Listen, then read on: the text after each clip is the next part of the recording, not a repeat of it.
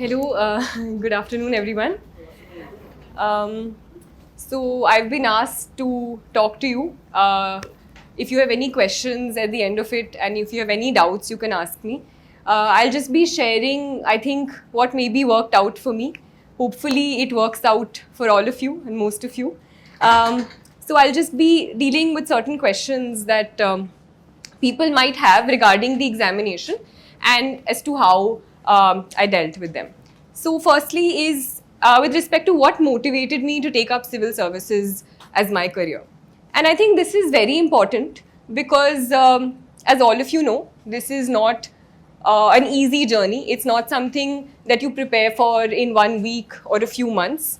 It requires a certain amount of commitment. At least, I think, 2 years at the minimum, because I think at least 1 year before you start giving the examination or appear for your prelims, and at least 1 year during which the examination itself takes place. So you need to understand why you're sitting for this examination. So for me, I personally wanted to do something I always felt. I think it would be personally fulfilling for me to do something in which I could do something for people around me, help them in some way, work on the ground. And this gave me a sort of fulfillment. And I felt that the civil services provides me a platform where I can best do that to my ability. So it's important for you to understand why you want to do it. If it's only because of parental pressure, if it's only because of the status, if it's only because you think it'll give you a certain amount of respect in life, I think that sort of motivation won't keep you going for as long as 2 years. And so you need to understand that and go forward thinking that. Secondly, which is the most important, once you've decided that you're going to take this examination, is the strategy. And there are 3 levels, prelims, mains and interview. So there's, first and foremost, it's important to understand that there's no clear-cut division in terms of कि अच्छा अभी prelims की पढ़ाई, फिर mains की पढ़ाई, फिर interview की पढ़ाई. It's an integrated sort of preparation, but there is a difference in strategy at each level. So for prelims and mains, the books that you'll be relying for will be the same.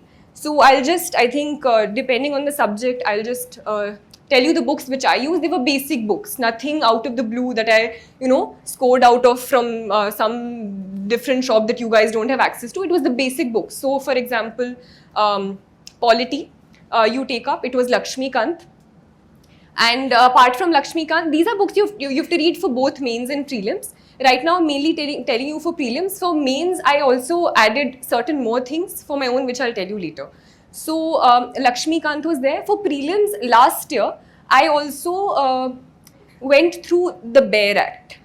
Just the BARE Act. I just revised it 2 times before it won't take too much time. So, it looks like a very fat thing, but however many articles are there in the constitution, you just read that. You have already gone through that in Lakshmikant. So it's not as if you just replace Lakshmikant, but once, if you have had multiple revisions of Lakshmikant, you can go through the BARE Act in terms of cracking certain prelims questions. Sometimes the question is the constitution mentions this. So you know that you've read it in Lakshmikant, but you don't know if it's mentioned in the constitution. So if you just go through that, I think it personally worked for me. If you don't have time for that, it's completely fine. I'm just telling you what I did. So first was that, polity, then economics. So economics, I used, I was in the residential coaching academy at Jamia. So there was, I didn't go for all the classes there, but there was a sir who sadly passed away during the pandemic, Zulfikar sir. So his notes I mainly relied on. And so they were available. I used that. Some people who were preparing alongside me also looked at certain other notes which are available in the market. If you're coming for coaching classes, I think sir teaches economics here, you can just rely on your coaching classes notes. So I think the most important thing is relying on one source. So whatever coaching you're going for, whatever classes you're going for, just stick to those notes. Apart from that, you can refer any book. I personally didn't use it. 11th class NCRTs, people who have absolutely no background and who want to go through the basics of micro, macro and Indian economic development can go through the 11th, 12th NCRTs as well. Economics, history, I personally had a history optional background, so I didn't go through many other books, but Spectrum is one thing all of you can go through for modern history. For